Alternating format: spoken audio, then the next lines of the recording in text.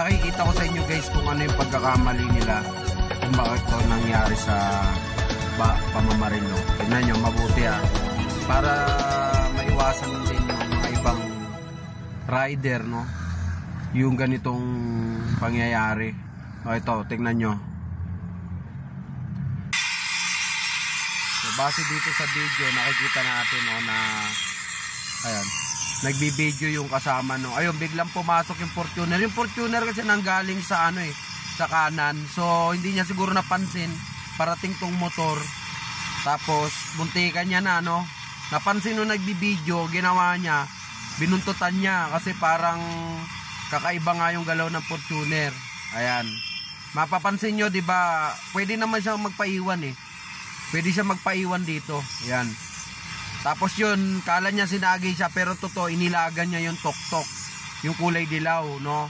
Parang ang dating sinasagi siya, pero iniwasan niya lang yung tok-tok. Ito, nakahagi pa rin siya. Inigit kita ko nito, ano no, Fortuner? Ayan. Girit-git ako? Oo. So, sabi niya, ginigit-git siya, pero ang totoo kasi, siya yung umahabol. Dapat, pagka ganitong sitwasyon guys, magpaiwan na kayo kasi hindi normal yung galaw ng Fortuner, para nagmamadali. Ayan. So yun, dahil nga sinabi niya na dinigit-git siya, hinabol na siya nung tatay. Ayan, o. So yun guys. So maliwanag na nating nakita yung nangyari, no. Binidyo, buti may video, no. Sinasabi dito nung nung nagbibideo na ginigit-git siya, pero ang totoo talaga, inilagan lang nung Fortuner yung tok-tok na kulay dilaw. Pag ilag niya sa kanan, pagkanan niya, hindi niya masagi itong nagbibideo. Ang problema ka naman kasi sa'yo, yung ikaw na nagbibideo ka, iba na nga yung galaw ng Fortuner, hindi na nga normal yung takbo niya. Humahabol ka pa, di ba? Sana nakita mong ganun yung sitwasyon, di mo ba naisip baka may emergency yung Fortuner, kaya ganun siya magpatakbo o may nahabol siyang oras. Alam mong pag-ewang-gewang yung Fortuner, dapat hindi ka bumubuntot, hindi ka sumasabay kasi pwede ka talagang masagi. Tapos eto guys, lagi kong sinasabi sa mga rider to, wag na wag kayong o-overtake sa kanan kasi sa totoo lang guys, ako bilang isang 4-wheel driver saka 2-wheel driver, alam namin ang blind spot ng mga ng mga 4 wheels, no. Tandaan nyo to guys, wag na wag kayong o-overtake sa kanan kasi blind spot namin yan, kami mga 4 wheels. Dapat kung o-overtake kayo, lagi sa kaliwa kasi nandun yung driver side. Sa kanan guys, hindi kayo mapapansin dyan kasi mas madalas kaming nakatingin dito banda sa may kaliwa namin. Yung kanan namin, titingin lang kami dyan kapag liliko kami o papasok kami ng kabilang linya. Tignan mo, pass lane niya, no, nakita mo nga yung solid lane, tapos solid lane yung kalsada. Dapat yung motor hindi siya pumapaling sa solid lane. Malikot din kasi sila magmaneho, no.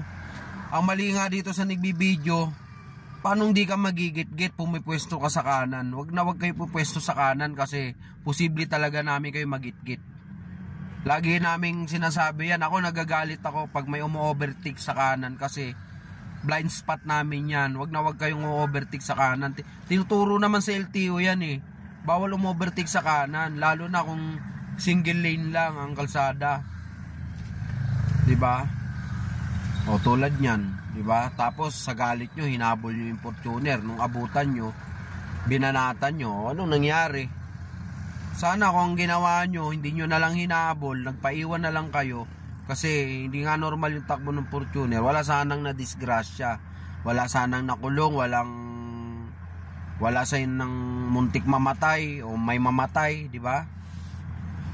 So yun lang guys, pinanood ko, hinahanap ko talaga itong video na to kasi wala, alam nyo, pinrobok nyo yung tao, kaya siya namaril kasi pinagtulong-tulungan nyo yung tao.